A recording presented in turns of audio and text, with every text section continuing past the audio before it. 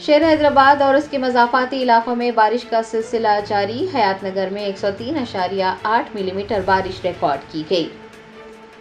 ریاست تلنگانہ میں ایک مرتبہ پھر بارش کا سلسلہ شروع ہو گیا ہے۔ محکمہ موسمیات نے آئندہ 5 دنوں تک بارش کی پیش قیاسی کی ہے۔ جمعرات کو بھی حیدرآباد اور مضافاتی علاقوں میں بارش ہوئی۔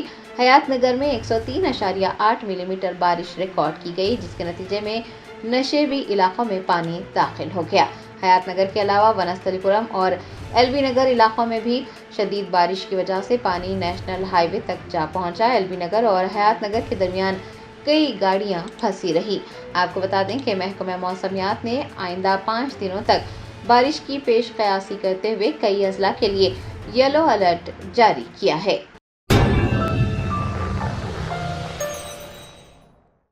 جرمنٹن super speciality hospital national award winner doctor Mir Jawad Zar Khan, German trained senior orthopaedic surgeon and director, ماہر ڈاکٹرز ڈاکٹر واصف اعظم اور doctor Bharavi Chanduri, senior cardiologist اور دیگر ڈاکٹرز نمایاں خدمات انجام دے رہے ہیں۔ Robotic surgery, advance cath lab, MRI، operation theatre, ICU، 2D ultra sound جیسی سہولیات سے آراستہ کارپوریٹ لیول ہاسپٹل، واجبی فیس میں ہر مرض سے شفا یابی کے لیے جرمنٹن سپر اسپیشلٹی ہاسپٹل، عطاپور۔